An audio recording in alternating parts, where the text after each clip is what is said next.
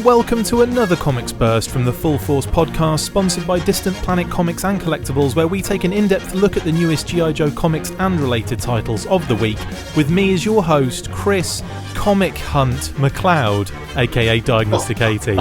Joining me on this episode is Brian Massive Hickey.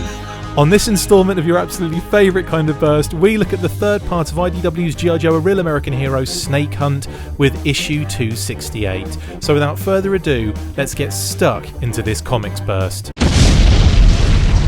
Snake Hunt Part 3. Can the Joes rescue Sean Collins, aka Snake Eyes, from the nefarious clutches of Cobra before it's too late?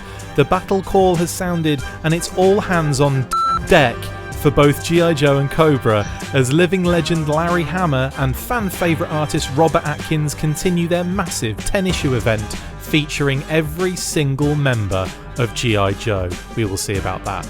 Anyway, buddy, Brian, thanks for jumping on again, mate. How are you doing? I am doing fantastic, and can I just say, this is what we've been waiting for months. I have to also, a bit of a spoiler alert, this was a bonkers issue, loved it.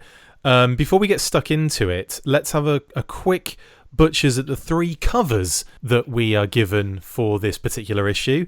Now, I got the standard issue, cover A, with Snake Eyes with Throwdown on his kind of like fallen down on some rubble with some dust behind him in a doorway with Scarlet standing behind him. Now, in terms of a piece of art, it looks really nice, beautiful bit of work from Robert Atkins, but I don't really understand what I'm looking at here. For one, it doesn't happen at all in the issue, and I don't really get what the point of the cover is. I know it's really weird because, again, it's beautifully executed from Robert Atkins. I just don't really understand what's going on. What about yourself? I would predict that we're getting a glimpse into the future. This is possibly a Cobra base, and Scarlet has maybe trying to bust Sean out and has kind of discovered him, or blown open a door and he's lying on the ground or something like that.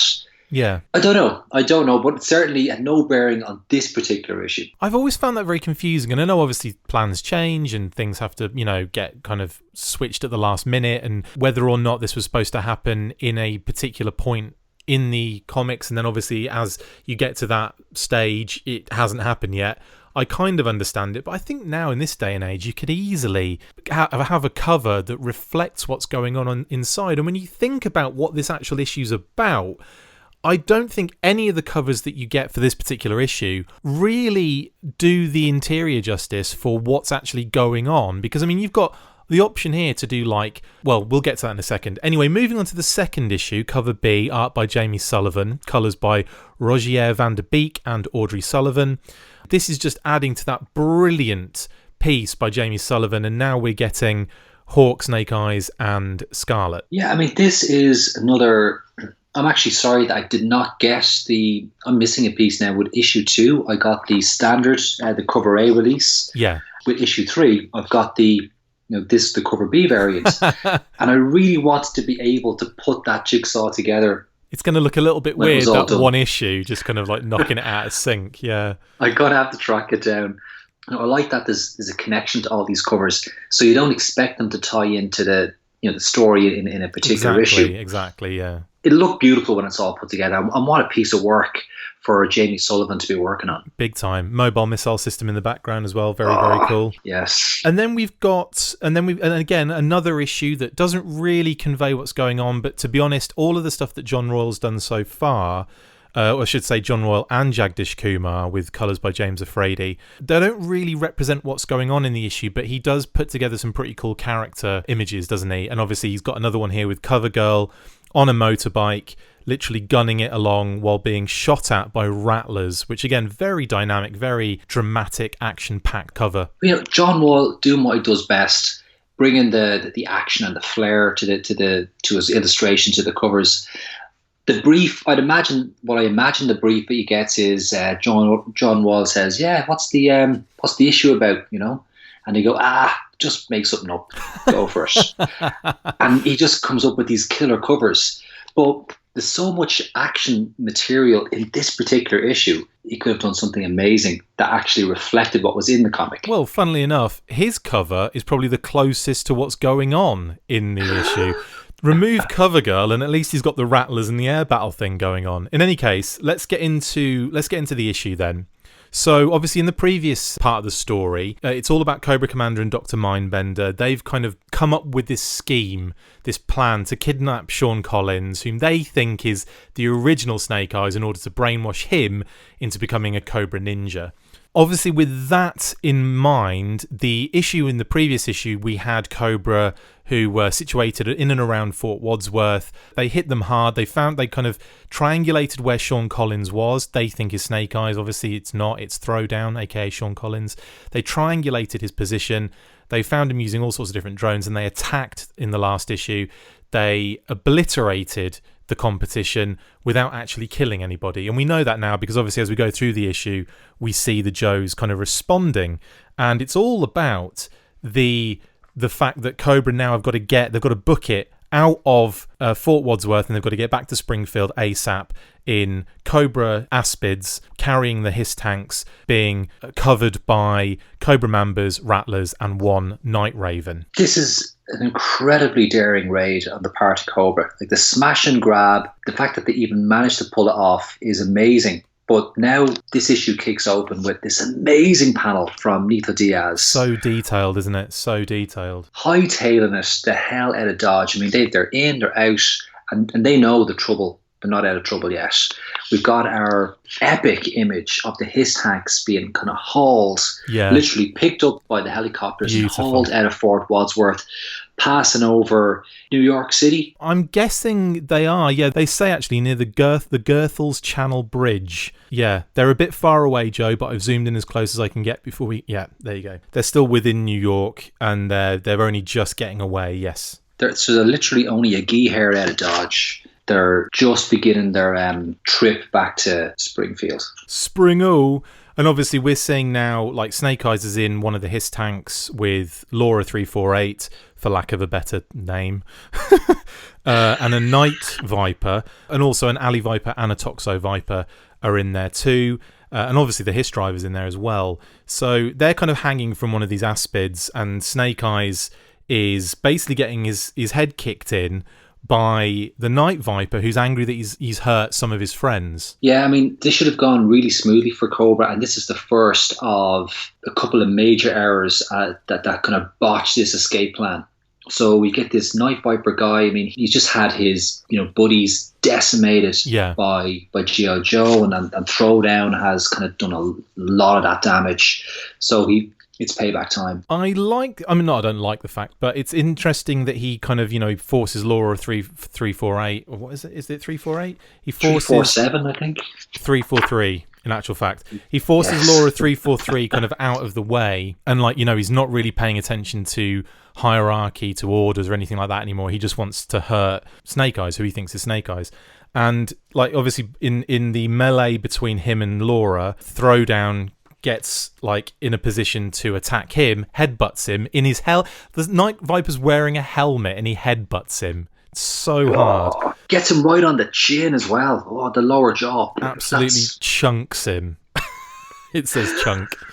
Yeah, and also in the meantime, as we're kind of going in and out of this particular fight, this struggle that's going on inside this Hiss tank, we're being led all over the place, aren't we? We end up in Utah at the pit, and we've got Duke, Lady J, Psyche-Out, and Mainframe, and then Hawk comes in and kind of, starts throwing his orders around for what's going on. Or actually he's asking what's going on, isn't he? I really love that. You've got, obviously, the crew at Fort Wadsworth getting in touch with, with the pit in Utah. Joe Colton in Manhattan also getting in on that conversation. Yeah. And they're working together. They're very disciplined. They've been caught off guard, but they're working together. They're reacting, aren't they? Yeah. Reacting really, really quickly, really disciplined. And by contrast, Cobra have no discipline. Yeah. This Night Viper, he's just, disregarding any form of kind of hierarchy. And we see a little bit more of that kind of later on too. Yeah, and obviously they have to call in the air support, so they get Ace, Slipstream, and Dogfight, who are all flying, their Sky Striker X-30, and I believe the Storm Eagle as well. So is what Dogfight's in, because obviously they probably didn't feel like the Mud Fighter would be the best plane to be involved in this. But in any case, It's interesting that they say something. They're like really bigging Dogfight up. He's like, you're going to get the chance to justify your code name, Dogfight. And he's like, I'll light them up good. Too bad we were on a training mission and aren't loaded for bear. And like they're really bigging up Dogfight in this battle. And, you know, we get a bit more of Snake Eyes, you know, beating up a Night Viper. Then Laura of 343 aims a gun at him. He knocks that out of her hand. The Night Viper's not done. He has another go. But Throwdown is still basically just dealing with them, like knocking them out, knocking them down. Laura 343 has to call in more reinforcements. And then we did have another little kind of thing in that the team of Cobra pilots that are covering this escape route, aka Mambas, Rattlers, and this one Night Raven. In the Night Raven, there's a Strato Viper who's a piece of basically, and he's like, I'm not taking orders from you, I'm on point because that's where I need to be. And, you know, he won't take orders from like a twin prop jockey or something, I think he calls him, which is one of the Mamba pilots. And obviously there's this thing of like they're building up their Strato Viper, and they're also at the same time building up Dogfight, and then Dogfight gets taken out like immediately. It's loads of pace, loads of action happening here as we go back and forth between all the different parties. But we've got this, you know, where we have the discipline on the Joe side, we've got this total lack of discipline on the Cobra side, and this Strato Viper, he's just a typical fighter jock. He's very mouthy, very macho, and decides he's going to be the boss. Completely breaks formation, and while they get a kind of an early win taking Dogfight out, they really do leave the Aspids. You know, they weaken the defenses around the Aspids in a major way. Yeah. So obviously by splitting off, you've got a little kind of air battle going on with the Joes and the Cobras. Like you said, Dogfight's taken out early, but then also in the battle as well. A point I really enjoyed is Throwdown does make his way out onto the top of the Hiss tank after taking out like a blimmin' Alley Viper, Toxo Viper, Night Viper, and he's kind of kept Laura 343 at bay.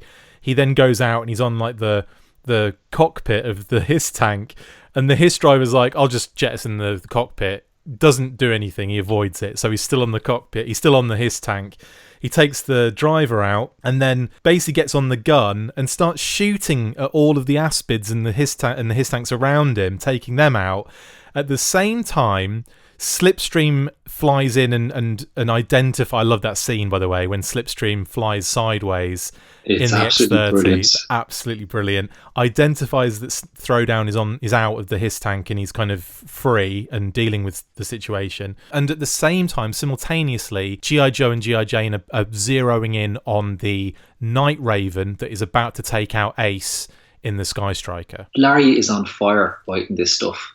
This is fantastic.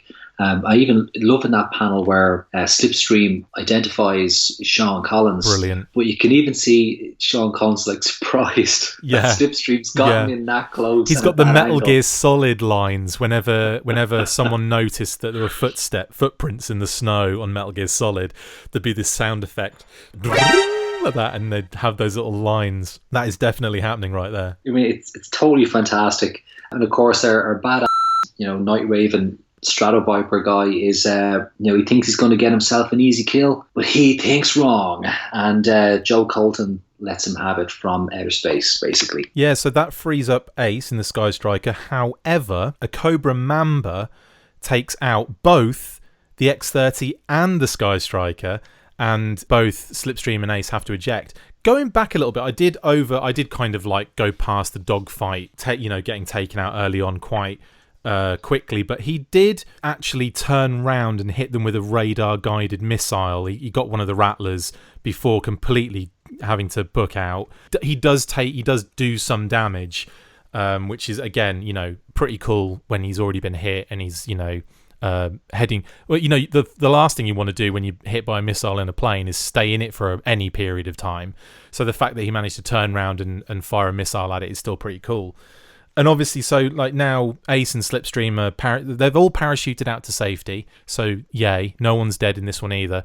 And another thing from the last issue, before we get towards the end of this issue, is that we see Rock and Roll. So we know that Rock and Roll did not bite the dust in that previous issue where he took that explosion from behind. He looks a little dishevelled, but he's certainly no doesn't look that bothered when Dawn Moreno and Scarlet enter the room. No, Bloody's but unbowed, He's ready to fight another day. Exactly. He's got a bit scruffy hair and beard going on. That's about it.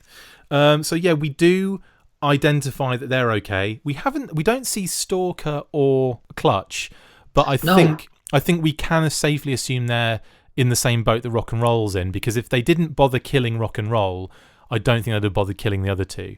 And I imagine we'll find out eventually. I'm pretty sure they'll be back in action issue 4. Yeah, totally. So with Ace and Slipstream making a getaway in their parachutes, it's left to Sean to basically finish off the other Aspids around, and he does with the his tank gun. But then right at the last second, he doesn't quite make it, because Laura 343 is still involved, and she fires a tranquilizer dart into his arm. You can see him faint, and she's like, "Gotcha." And then she tells the pilot to cut a course straight to Springfield. And then we also see almost like a sneak peek of the cover for next month, which is Snake Eyes behind bars. So it's clear, or the insinuation is they get him to Springfield at least. Yes. Oh, I'm out of breath just after reading that again. It's fast-paced. It's like... It's really well... I like that they intertwine the action, so it's not just, here's a bit of story, here's a bit of story, here's a bit of story, end. It's like... back and forth between all the locations, all of the communication going on is woven in and around the action that's going on in the skies, and I thought it was really well done. The art from Nitho Diaz is exceptional, as always, and just, really, really fun, fast, vibrant issue with some fringe characters involved again. I'm going to say that this is going to be one of the great Real American Hero issues. I think Larry was on fire when he was putting this story together. It's very fast paced. He's bringing a lot of characters into it. There's a lot of action, but it's all centered. It all weaves together really, really nicely, and it's centered around this Cobra escape from Fort Wadsworth. The art is amazing. The colors are amazing. Nitho has a great track record for delivering the fast-paced action. We've talked about that a lot on this show, and this, I just think he brings it up a level for this particular issue. It's amazing work. So what would you like to give this one in the tatings department, buddy? We're going 6. We're going 6 on this one. He's added a tater to the rating system. Not for the first time. We have done bags of potatoes in the past. I'm going to give it a full 5-0 here. It's an absolutely perfect Joe romp. It's got loads of action. It's really fun. There's it's just G.I. Joe at its best in this sense. I really do love aerial stuff. I love when we ever get the planes involved, the fighter jets. It's always really exciting. It's always drawn really well. And I just love the fact that, just going through it really quickly, you've got his tank drivers, which, don't get much shout often. We've already seen a lot of the Vipers utilised, but then we've also got G.I. Joe and G.I. Jane involved. On top of that, we've got a room, just a simple shot in Utah with Lady J, Psyche-Out, Hawk, Duke, and Mainframe. So those guys are getting some love. Ace, Slipstream, and Dogfight. It's just really cool to see all of these fringe characters getting some shine, and they all do something really cool. Even Dogfight, who gets taken out early, does manage to take out a Rattler. Ace and Slipstream do amazing, and then obviously a Mamba takes them out. It's cool. And also Strato Viper, we get a nice kind of shot of the Strato Viper, Wild Weasel. It's just really cool. An all-round stonking romp for me for this third part of Snake Hunt. Absolutely. Can't wait for the next issue. Going to read this a few more times before I get stuck into 269. Highly recommend. Pick this up, guys. It's a super, super read. Brilliant. Well, Brian, thank you for jumping on this rather brief but very fast-paced comics burst. Much appreciated, buddy. My pleasure, as always. Is it, though? That's it for this instalment of the Full Force Comics Burst. Thank you to my lying, awesome co-host, Brian Hickey. See you next time, and as always, full force. Make sure you get involved with the discussion by liking, sharing and commenting on these videos, and as always you can keep up with the show after listening by following on Twitter @The Full Force, liking the Facebook page facebook.com/The Full Force, and if you would like to contact the show you can message us on either of those platforms with feedback or questions. We have also started a Patreon page, so if you want to see your name up in lights on these videos or enjoy exclusive bonus content, then check out patreon.com/The Full Force Podcast, or click the link on any of the posts this podcast appears in. Full Force. And a big shout out to our sponsors, Distant Planet Comics and Collectibles, located at 601 Business Loop 70 West Suite 263, located in the Parkade Center, Columbia, Missouri. You can visit their website at distantplanetcomics.com and on Facebook at facebook.com/distantplanetcomics.